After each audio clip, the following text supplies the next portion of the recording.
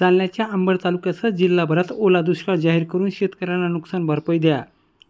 शेतकऱ्यांचा अंबड तहसील कार्यालयावर बोंबामारू मोर्चा. जालन्याच्या अंबड तालुक्यासह जिल्हाभरात ओला दुष्काळ जाहीर करा या मागणीसाठी आज अंबड तहसील कार्यालयावर शेतकऱ्यांनी बोंबामारूचा मोर्चा काढला आहे. या मोर्चाला सुरुवात अंबड येथील मच्छिंद्री देवी येथून पायंदळी हा मोर्चा अंबड तहसील कार्यालयाला बोंबा मारत काढण्यात आला होता. यावेळी सरकारविरोधात जोरदार घोषणाबाजी करण्यात आली. जालना जिल्ह्याभरात मागील आठवड्यापासून जोरदार पाऊस बरसत आहे. यामुळे जिल्ह्यातील अनेक भागातील शेतपीक पाण्याखाली गेली असून शेतपिकाचं मोठ्या प्रमाणात नुकसान झालं आहे. त्यामुळे शेतकऱ्यांच्या हातातोंडाशी आलेला घास हिरावून गेल्याने शेतकरी चिंतेत पडला आहे. त्यामुळे अंबड तालुक्यासह जिल्हाभरातील शेतकऱ्यांनी आज अंबड तहसील कार्यालयावर बोंबामारू मोर्चा काढला. जिल्ह्यात ओला दुष्काळ जाहीर करून शेती पिकाच्या नुकसानीचे तातडीने पंचनामे करून शेतकऱ्यांना सरसकट नुकसान भरपाई देण्याची मागणी यावेळी करण्यात आली.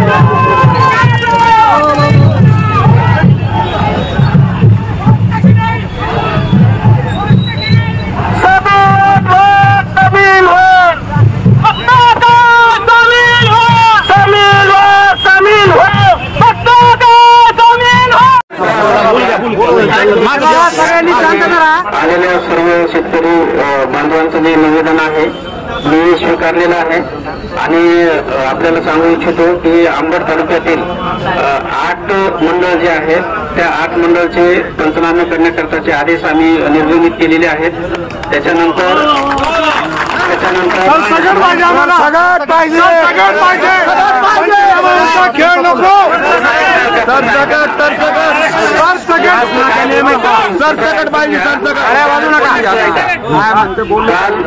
शासनाच्या नियमाप्रमाणे बोलतात आपण आपला मागणी करू. अधिकारी, कृषी सहाय्यक, ग्रामसेवक, विस्तार अधिकारी या सर्वांची सविस्तर बैठक घेतलेली आहे. त्यांना पंचनामे करण्याचे आदेश देण्यात आलेले आहे. उर्वरित जे काही धनगर पिंपरी जे मंडळ आहे त्याचा सुद्धा आज अहवाल मागवत आहोत आणि त्याचा सुद्धा आम्ही अहवाल शासनाकडे पाठवून देऊ. आणि ज्या ज्या ठिकाणी आपले नुकसान झालेलं आहे त्या सर्व ठिकाणी आमची टीम येणार आहे. मी स्वतः फिरतोय, आमचे एसडीएम साहेब फिरतायत किंवा प्रशासनाचे सर्व लोक फिरत आहोत आणि सर्वांचे जे काही नुकसान झालेलं आहे त्याच्या सर्वांचं पंचनामा करण्यात येईल. या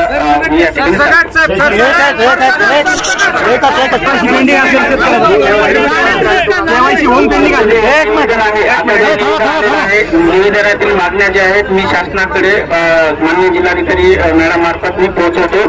पुढील निर्णय आल्यानंतर आपल्याला ते करू. आपल्या जातीसाठी याच्यासाठी जगलो. आज आपण शेतीसाठी रस्त्यावर आलो आहोत. विनंती सगळ्यांना हातपाय जोडून सगळ्यांनी फक्त शांततेमध्ये या ठिकाणी ऐकून घ्या. सर्वांना का आपले प्रश्न महत्वाचे त्या प्रश्नासाठी प्रशासनानं या ठिकाणी निपक्ष कुठल्याही राजकीय नेत्यांच्या सरकारच्या दबावामध्ये येऊन शेतकऱ्यांचं वाटोळं करायचं नाही. आपलं निसर्गानं यावेळेस वाटोळं केलं. 80 वेळेस 20 वेळेस आपलं जे नुकसान आहे ते निसर्गाने केलं पण 80 वेळेस या शासनाच्या धोरणानं केलं. सरकार कुठले असू द्या, महाविकास आघाडीचं असो अथवा हे अडाणी अंबानीचं भाजपचं सरकार असो, दोन्ही सरकारनं शेतकऱ्यांची माती केलेली आहे. आज बघा तुम्ही शेतकरी मोठ्या आशानं आपल्या मुलीचं लग्न करेल, शिक्षण करेल यासाठी सगळेजण या ठिकाणी आपल्या मोठ्या शेतीमध्ये आपला डाव खेळतो. प्रत्येक खेळवणी आहे. लागण तर लागण आपला नाही तर लागणार नाही अशा हिशोबानं आपलं शेतकरी त्या ठिकाणी लढत आहे. शेतीमध्ये आपण टाकलेलं धन आज या ठिकाणी पूर्ण मातीमध्ये पाण्यानं पूर्ण निसर्गाने या ठिकाणी आपलं वाहून गेलेलं आहे. आणि यासाठी आपण सर्व शेतकरी ज्या कोणी टीमनं या मोर्चाचं या आंदोलनाचं नियोजन केलं असेल त्यांना साष्टांग दंडवत. ते धन्य त्यांचे माता पिता की ज्या लोकांनी आंदोलन उभा केलं. कारण की जातीसाठी पक्षासाठी स्वतःच्या नेतृत्वासाठी लोक समोर येताना बघतात. कोणाला वाटत मी पुढं तू पुढं, कोणीच नाही. सर्व शेतकरी आहेत. शेतकऱ्यांचं प्रत्येकाचं नुकसान झालेलं आहे. कोणताच शेतकरी नाही. सोयाबीन असो, सोयाबीन जरी असेल, सोयाबीन गेलंय तुमचं. ठीक आहे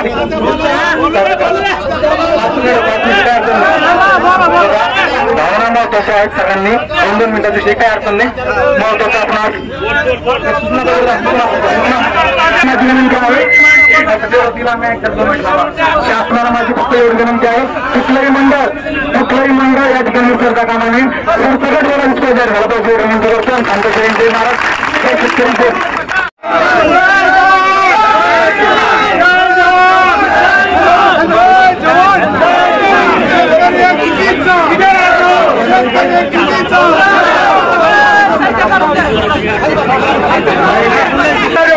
संकट आले.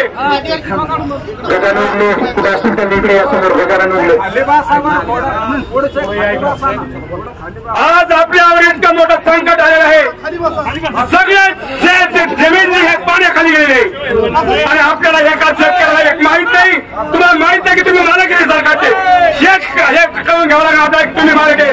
अरे फुकट देणार नाही आपल्याला अनुदान, मी फुकट देणार विमा आणि तुमच्या कष्टाचा, तुमच्या बापाच्या कष्टाचा, तुमच्या कष्टाचे पैसे वेगळे हरामखोर यांनी आपल्याला मतं मागितले.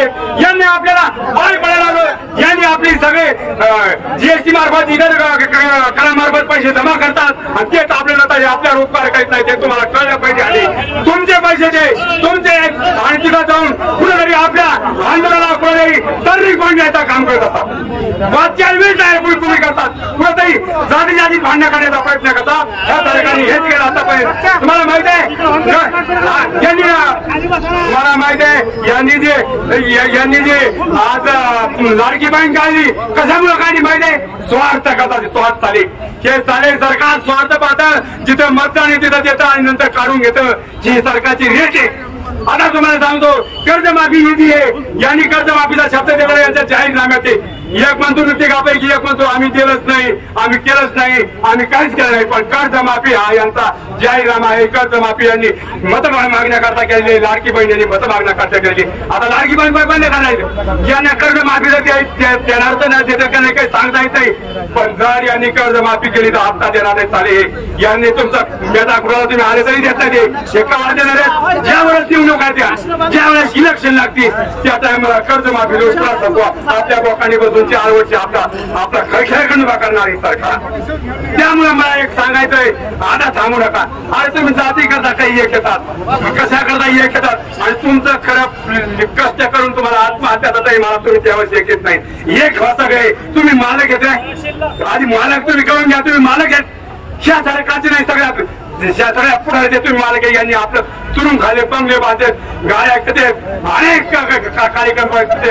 आणि तुम्हाला सांगतो, अरे त्या बच्चीकडून एक तावदरबात आढळतो. बच्चीकडूनचा बाप काढा. अरे तुम्ही बाप काढा. आता तुम्ही सगळे भाजपची टीम सोडी आमच्या.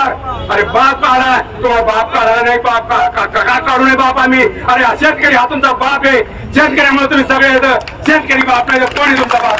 त्यांनी बाप काढा.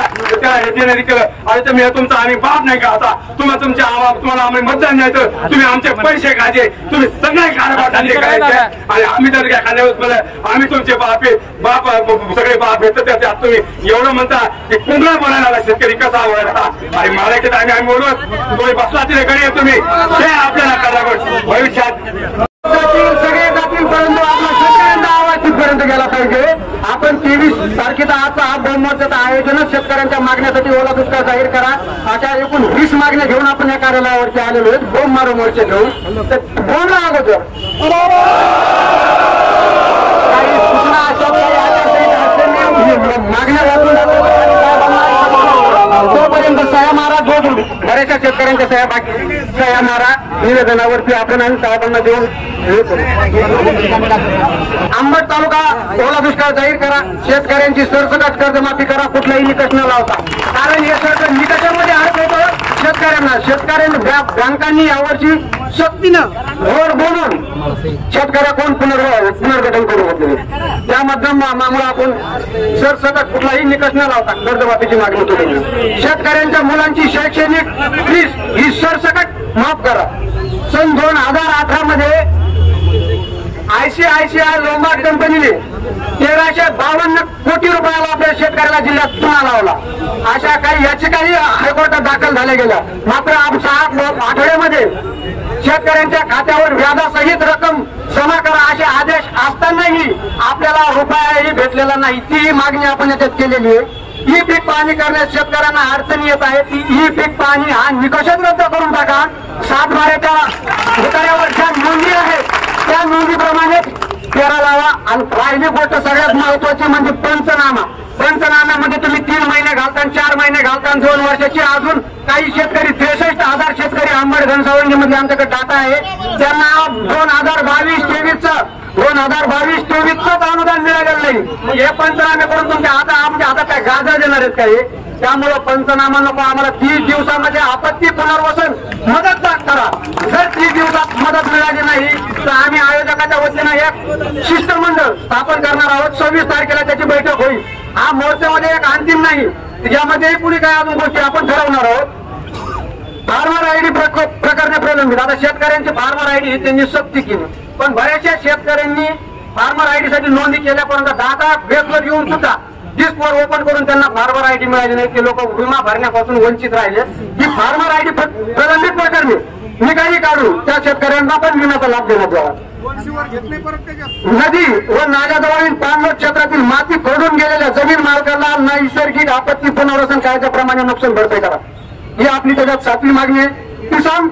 पीएम किसान योजनेतील लँड सिलिंगचे प्रकरणे तात्काळ निकाली काढून पीएम शेतकरी नोंदणी पोर्टल सुरू करा. आता 2019च्या आतले शेतकरी हे पात्र असतात, परंतु शासनानं पोर्टलच बंद केल्यामुळे 2019च्या आतले शेतकरी सुद्धा वंचित आहे. त्या लोकांनाही त्या पीएम किसानचा लाभ मिळावा यासाठी ते पोर्टल चालू करा. ही आपली मागणी आहे. पीक विमा कंपनीच्या तालुका स्तरावर कायमस्वरूपी कार्यालय सुरू करा. आता जालन्याला पीक विमा कंपनीचं कार्यालय कोणत्या शेतकऱ्याला माहिती आहे? कोणाला कळत नाही. पदम लागू त्याचा 3 वर्षातून असतो. अरे बाबा इथं आम्ही रोज काम करतो. 5 रुपयाचा बिस्किटचा पुरा लेकरांना घेत नाहीत लोक, आणि तुम्ही 3 वर्षातून उत्पादन जाहीर करतात. 80% आम्ही वर दाखवूनही आमच्या हातामध्ये 5,000 रुपये विमा येतो. म्हणजे किती आपली छळ लावलेला आहे. म्हणजे विमा कंपनीला फक्त मोठे कंपनीवाले मोठे करायचा कारभार सुरू आहे शासनाचा.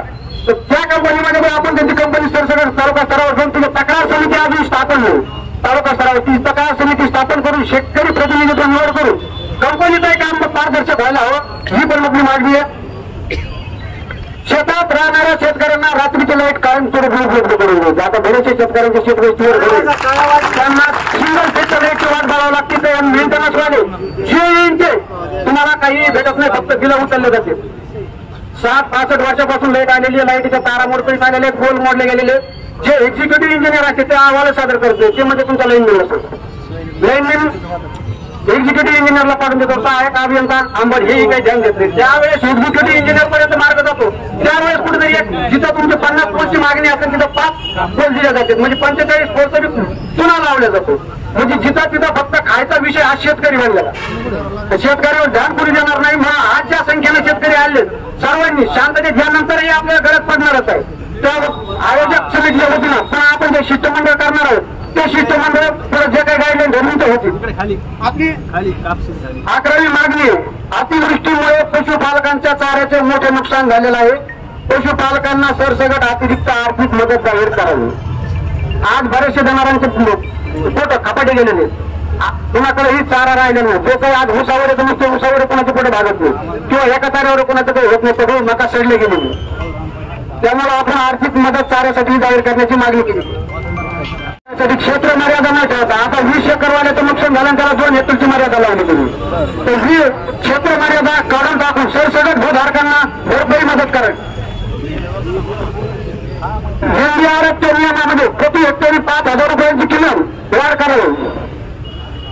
नुकसान भरपाईसाठी कोरडवाहू बागायती फळबागाई अनुदान अंमलबजावणी करावी. आता आपल्याला भेटतं फक्त कोरडवाहू आणि फळबागाई, बागायती देत नाही. मग तेच कन्सेप्ट करून आपण त्याची मागणी करायची. पंचनामे झाल्यावर अनुदानाची रक्कम शेतकऱ्यांना 30 दिवसाच्या आत वाटप करावी. अन्यथा सरसकट शेतकऱ्यांची विष्ठा ही प्रत्येक कार्यालयात टाकल्या जाईल.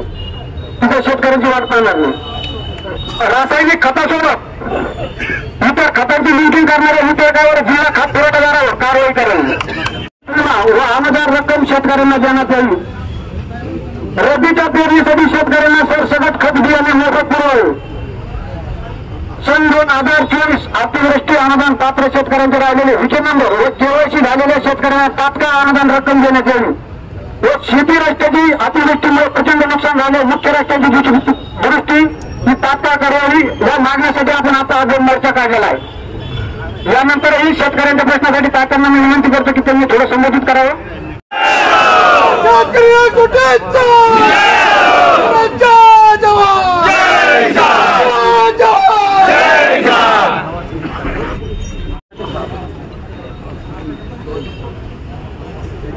आज या ठिकाणी साहेब की आम्हाला सगळ्या लोकांकडे फिरवा, आमच्याकडे नाही फिरवलं तर हरकत नाही.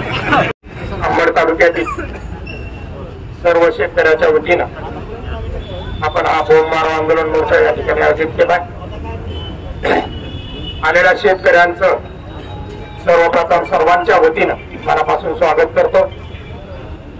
जय जवान, जय जवान. या ठिकाणी अतिशय थोड्या शब्दात मी आपलं मनोगत व्यक्त करणार आहे. या ठिकाणी अति मोठा पाऊस या ठिकाणी अंबड आणि जालना जिल्ह्यामध्ये झाला.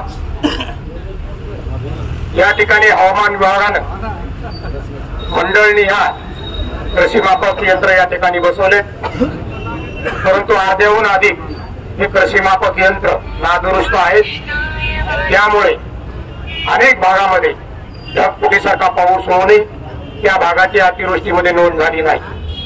ही अतिवृष्टीची नोंद जोपर्यंत होत नाही तोपर्यंत ओला दुष्काळ असेल, तुमचं अतिवृष्टीचं अनुदान असेल, या गोष्टी शेतकऱ्याला लागू होत नाही. त्यामुळं या ठिकाणी माझी शेतकऱ्याला विनंती आहे, या ठिकाणी प्रत्येकानं ज्या ज्या मंडळामध्ये अतिवृष्टी झाल्याचं नोंद झाली नाही त्या शेतकऱ्यांनी आपापल्या तहसीलमध्ये हे अर्ज या ठिकाणी दाखल केले पाहिजेत, जेणेकरून त्या प्रजन्य मापकाची दुरुस्ती होईल आणि झालेल्या पावसाची नोंद होईल. ही एक या ठिकाणी आपल्या सर्वांसाठी महत्वाची बाब आहे. ओला दुष्काळ जाहीर केल्यानंतर या ठिकाणी शेतकऱ्यांसाठी अतिशय महत्वाचं या ठिकाणी शेतकऱ्यानं पाऊल उचललं, शासनानं पाऊल उचललं पाहिजे. आणि या शासनाला जागा करण्यासाठी आपण सर्व या ठिकाणी आलो. यापूर्वीच्या निकषामध्ये ज्या ज्या भागामध्ये अतिवृष्टी झाली, दुष्काळ ओला दुष्काळ झाला, कोरडा दुष्काळ झाला, त्यावेळेस प्रत्येक शेतकऱ्याला 3 हेक्टरच्या मर्यादेमध्ये NDRFच्या नियमाप्रमाणे म्हणजे केंद्र सरकारच्या नियमाप्रमाणे अनुदान मिळत होतं. परंतु राज्य शासनानं आता या मागच्या वर्षी मागच्या ऑगस्टमध्ये जो दुष्काळ ओला दुष्काळ झाला नांदेड वगैरे भागामध्ये, त्या ठिकाणी जाणीवपूर्वक आता फक्त 2 हेक्टरपर्यंत नुकसान या ठिकाणी जाहीर केलं. आपल्या सर्वांच्या वतीनं शासनाला माझी विनंती राहणार आहे, आमच्यासाठी पूर्वीप्रमाणे 3 हेक्टरच्या मर्यादेतलं अनुदान या ठिकाणी मिळालं पाहिजे. या ठिकाणी आमच्या गोदा पट्ट्यामध्ये सांगायचं झालं तर गोदावरीला महापूर या ठिकाणी आलेला आहे आणि या महापुरामध्ये अतिशय मोठ्या पद्धतीनं गोदावरी नदीमध्ये पाणी सोडलेलं आहे आणि पाऊस चालू आहे. त्यामुळे त्या भागातील शेतकऱ्यांच्या शेतात असेल, शेतकऱ्यांच्या गावात असेल, शेतकऱ्यांच्या घरामध्ये पाणी ठिकाणी या ठिकाणी शिरत आहे आणि त्या शेतकऱ्यांना ताबडतोबीनं मागच्या 2006 मध्ये अशाच पद्धतीनं ओला दुष्काळ झाला होता आणि महापूर आला होता. शेतकऱ्यांना त्यावेळेस अतिशय मोठ्या पद्धतीनं मदत या ठिकाणी मिळाली होती. सगळ्यात महत्वाचा विषय आपल्याला या ठिकाणी सांगायचा म्हणलं विमा कंपनी आहे. शेतकऱ्याच्या मुळावर जर कोण उठला असेल तर हे विमा कंपनी आणि सरकार उठलेलं आहे. तुमच्या माहितीसाठी मला सांगायची गरज आहे, या ठिकाणी बरेच मंडळी आहेत ज्यांना यामध्ये बराच अभ्यास आहे. परंतु अगोदर शासनाची कंपनी होती, परंतु शासनाने कंपनी बंद करून या ठिकाणी राज्य शासनामध्ये मंत्री असतील, केंद्रामधले मंत्री असतील, राज्यामधले आमदार असतील, या लोकांनी स्वतःच्या विमा कंपन्या या ठिकाणी काढल्या आणि या विमा कंपन्या काढून शेतकऱ्याला अतिशय जाचकाठी या ठिकाणी लावल्यात आणि या जाचकाठीमुळं तुम्हाला आणि आम्हाला विमा मिळणं मुश्किल या ठिकाणी झालंय. याचे उदाहरण द्यायचं झालं तर तुमच्या गोंदी मंडळामध्ये असेल, तुमच्या रोयलागड मंडळामध्ये असेल, जामखेड मंडळामध्ये असेल, किंवा इकडं गुढीगोत्री मंडळ असेल, शास्त्रपिंपळगाव मंडळ असेल, सुकापुरी मंडळ असेल, या ठिकाणी एका मंडळामध्ये जर अतिवृष्टी झाली तर हा सगळ्या मंडळाला लागू होत नाही विमा. ही या ठिकाणची अट आहे. तुमच्या स्थानिक पातळीवर काही नुकसान झालं तर ही विमा कंपनी लागू करत नाही. पूर्वीचे नियम असे नव्हते. त्यामुळं आपल्याला यासाठी एक मोठं आंदोलन या ठिकाणी उभा करावं लागेल आणि ते आंदोलन उभा करण्यासाठी आपण सर्व शेतकरी या ठिकाणी साथ देताल हा विश्वास या ठिकाणी मला आहे. विमा कंपनीनं या ठिकाणी केलाय. मार्च महिन्यामध्ये मी जन्मल्यापासून, माझे वडील जन्मल्यापासून कधीही 35 डिग्रीच्या पुढे टेम्परेचर जात नाही आणि 35 डिग्रीच्या पुढे जर 3 दिवस टेम्परेचर नाही गेलं तर तुम्हाला विमा मिळणार नाही. हे अशा पद्धतीची आठ टाकली आणि त्यामुळे कोण्याही शेतकऱ्याला विमा मिळण्यामध्ये अडचण होते. हा एक सगळ्यात महत्वाचा विषय आहे. त्यानंतरचा नियम आहे मे महिन्यामध्ये 42 डिग्री टेम्परेचर. अरे बाबा, सरकारमध्ये बसलेल्या लोकांना 42 डिग्री टेम्परेचर झालं, 43 डिग्री टेम्परेचर झालं तर गवत जळतं. तुम्हाला काही शेतकरी जाळायचे तर त्याचा माल जाळायचा नका रे बाबा. हो, आमच्या शेतकऱ्याच्या मुळावर उठू. त्यानंतरचा एक नियम आहे पावसाचा.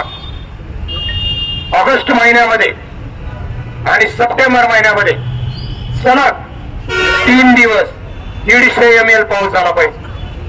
अरे बाबा, 150 ml पाऊस जर 3 दिवसात झाला तर काय राहील त्या शेतकऱ्याला. हा नियम कुठंच लागू होत नाही आणि पाऊस पडत नाही, त्यामुळे ही विमा मिळत नाही. त्यानंतरचा 5वा नियम आहे 7 दिवसात 200 ml पाऊस. एक तर वडीगोत्री सर्कल या ठिकाणी आमचं बसलंय.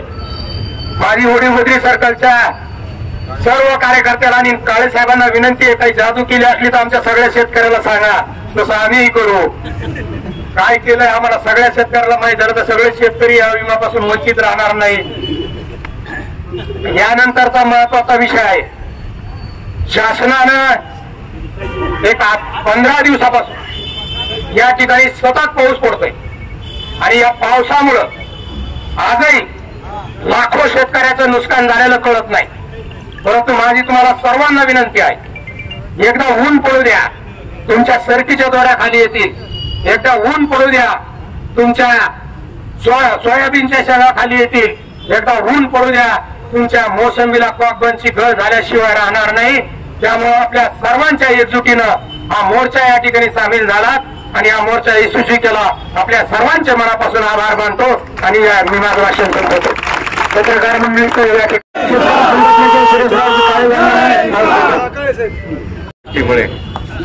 आज बळीराजामध्ये जो आक्रोश आहे त्या आक्रोशाला वाट करून देण्यासाठी तालुक्यातील, जिल्ह्यातील जे तमाम शेतकरी जे आपलं वय विसरून, आता हे आजोबा 75-80 वर्षाचे आहेत, ते वय विसरून या मोर्चामध्ये सामील झालेत.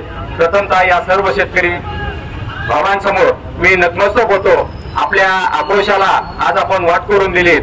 आज आपला हा तहसीलवारला बोंबामारो मोर्चा खऱ्या अर्थानं आपला आक्रोश मांडण्यासाठी आहे.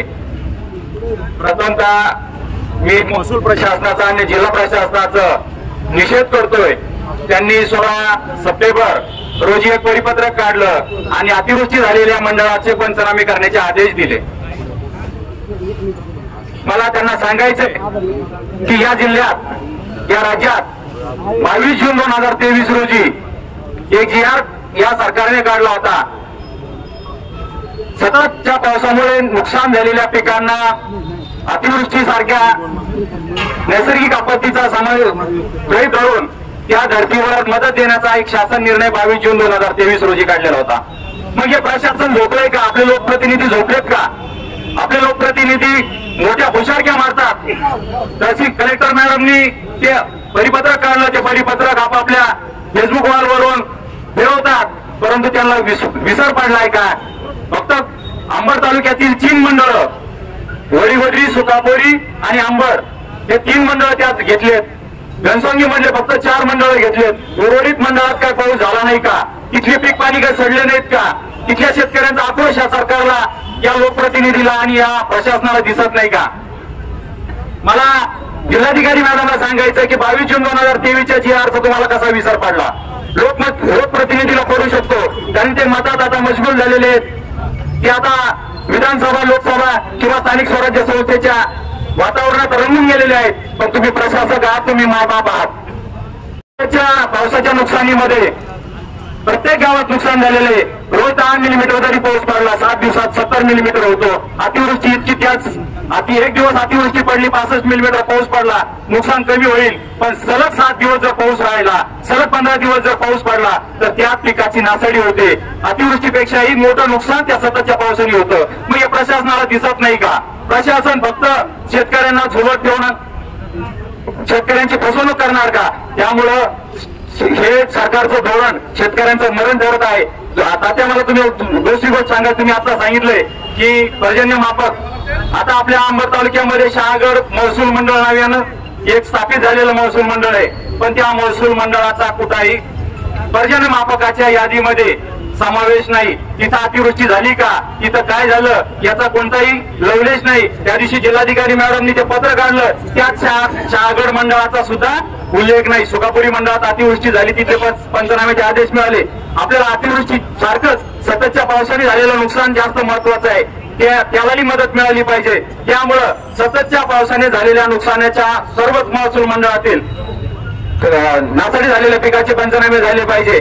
दुसरी गोष्ट, शेतकऱ्यांना लुटण्याचा प्रकार हे शासन मागील 2-4 वर्षापासून करत आहे. आपण त्या अतिवृष्टी अनुदानाच्या घोटाळ्याच्या बाबतीत पाहिलंय. ते तर तलाट्याने आणि तत्सम यंत्रणेने आपली लूट केली, परंतु आता शासनही आपली तेवढीच लूट करते. गेल्या वर्षी आपल्याला करोडवर 18,000 रुपये अनुदान मिळत होतं, यावर्षी 8,400 रुपयांनी अनुदान मिळणार आहे. गेल्या वर्षी फळबागेला 36,000 रुपयांनी अनुदान मिळत होतं, आता ते 18,000 मिळणार आहे. म्हणजे हे सरकार आपल्याला परत लुटण्याचा प्रयत्न करत आहे. आपली नुकसान जास्त झालेली आहे, त्यातून आपल्याला आधार देण्याच्या ऐवजी हे सरकार आपली लूट करत आहे, फसवणूक करत आहे. विम्यामधले 3 ट्रिगर जे आपल्याला महत्वाचे होते, अख्ख्या महाराष्ट्रामध्ये जालना जिल्ह्यातील शेतकरी, त्यातली त्यात अंबड घनसंगीचा शेतकरी हा जागरूक शेतकरी आहे. हा आकडेवारीनुसार मी सिद्ध करतो. गेल्या वर्षी आपल्या भागातल्या 7 लाख शेतकऱ्यांनी विमा भरला, त्यातल्या 6.5 लाख शेतकऱ्यांनी तक्रारी केल्या, त्यातून 216 कोटी रुपये आपल्याला या तक्रारीनुसार मिळाले. रोज हार्वेस्टचे 66 कोटी रुपये अतिरिक्त मिळाले. मग ते संरक्षण कवच आपलं या सरकारने काढलंय. फुटातला विमा बंद केला, ते चांगलं झालं, हरकत नाही. पण आम्ही पैसे भरतो, त्या पैशाचा तरी मोबदला आम्हाला द्या. ज्या खरीप पीक विम्याच्या 3 ट्रिगर होते, ते ट्रिगर पूर्ववत करा. यासाठी सुद्धा आपल्याला विभागीय आयुक्त कार्यालयावर एक निर्णायक आंदोलन करावं लागेल. आपला भाग हा सातत्याने अतिवृष्टी आणि ढगफुटी सदृश्य पावसाच्या परिक्षेत्रात येतोय. त्यामुळे आपल्याला आता पुढच्या भविष्यातल्या धोरणावरही आपल्याला काम करावं लागेल. आपलं घरातलं तर सडलंय, परंतु येणारं सुद्धा आपल्याला आशेचा किरण असायला पाहिजे. त्यामुळे आपल्याला या धोरणाच्या बाबतीतही नक्कीच विचार करावा लागेल. विभागीय आयुक्त कार्यालयावर आपल्याला असाच एक धडक मोर्चा करावा लागेल, तरच हे धोरण बदलेल. आणि जोपर्यंत धोरण बदलत नाही तोपर्यंत शेतकऱ्याचं मरण हे अटळ आहे. त्यामुळे आपण या पुढच्या भविष्यातील लढाईसाठी सुद्धा जात, पात, धर्म, पक्ष, पंथ हा सर्व विसरून फक्त शेतकरी ही एक आपली जात म्हणून ज्या ज्या वेळेस शेतकरी संकटात असेल त्या त्या वेळेस कुणीही हात देऊ, पण समोर कोणी असो, चेहरा कोणी असो, पण सहभाग हा सर्वांचा असला पाहिजे. एवढीच एक कळकळीची विनंती करतो आणि आपण सर्व आलात त्याबद्दल सर्वांचे आभार व्यक्त करतो. धन्यवाद. जय जवान, जय किसान. 50,000च्या वरच्या ज्या शेतकऱ्यांचे पैसे राहिलेले त्या प्रत्येकाच्या शेतकऱ्यात 50,000 रुपयाचे पैसे मिळाल्याशिवाय स्वस्त बसणार नाहीत. ही आपल्याला या ठिकाणी मोठ्या सरांना विनंती करतो की त्यांनी थोडक्यात जमलेल्या सर्व शेतकरी बांधवांचे हार्दिक आभार. बांधवांनो, आज आपल्या सगळे स्वप्न या शेतात वाळून गेलेत. काहींची घरं पडली आहेत, काहींच्या घरात पाणी शिरलंय, काहींच्या पिठामध्ये पाणी गेलंय. आपल्या अन्नामध्ये माती काढलेली असताना सरकार आपली फक्त चेष्टा बघताय आणि मजा बघताय. पंजाब सारख्या राज्याने हेक्टरी 50,000 रुपयाची मदत दिली असताना आपल्याला फक्त तुटपुंजी 8,000 आणि 17,000ची मदत या श्रीमंत राज्यानं आणि या सरकारनं देणे ही चेष्टा आहे. चेष्टा आहे तर काय आहे? या सरकारचा जेवढा आपण निषेध करू तेवढा कमी आहे. मुद्दा म्हणून हे सरकार आपल्या मागण्यांकडे कानाडोळा करत आहे. या सरकारला सर्व दिसत आहे, परंतु हे झोपेचं सोंग घेणारं सरकार आहे. यांच्या कानामध्ये जोपर्यंत आपण शिजव होतच नाही तोपर्यंत या सरकारला आपली हाक ऐकू येणार नाही. एवढंच बोलतो आणि थांबतो. धन्यवाद.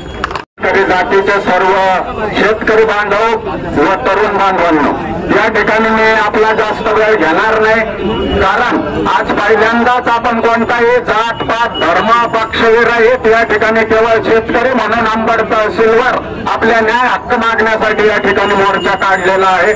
सर्वांनी आता काळेसाहेब असतील, अण्णा पाटे असतील, या सर्वांनी हे सरकारच्या धोरणाविषयी या ठिकाणी मत व्यक्त केलेलं आहे.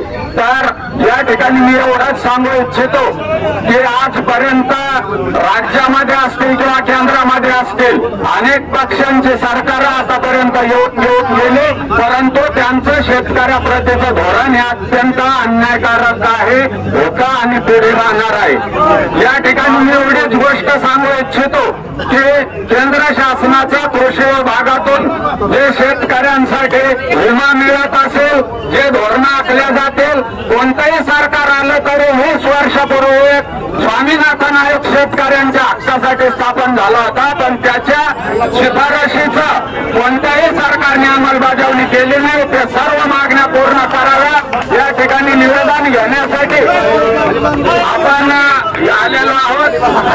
सर्वांना विनंती आहे की खाली बसा. आपण मोर्चा काढतो.